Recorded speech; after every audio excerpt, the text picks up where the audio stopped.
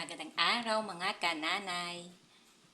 Magluluto tayo ng nilagang kare ng baboy. Pananghalian at hapunan na to. Dinamihan ko na. May pangsahog ako ng saging. Saging at mais. Hindi ko pa nahati ito. Masarap kasi pag may saging kasi manamis-namis. At may repolyo, si Inday. May repolyo.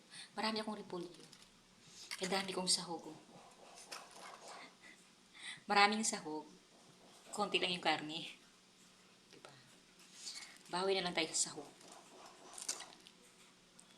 Tumpok-tumpok kasi ito sa palengke. Kaya marami akong repolyo.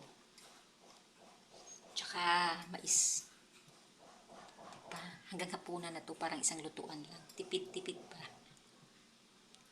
Diba? Isang lutuan lang. Pananghalian at hapunan.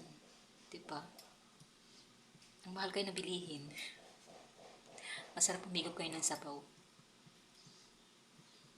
Bye-bye. Thank you for watching.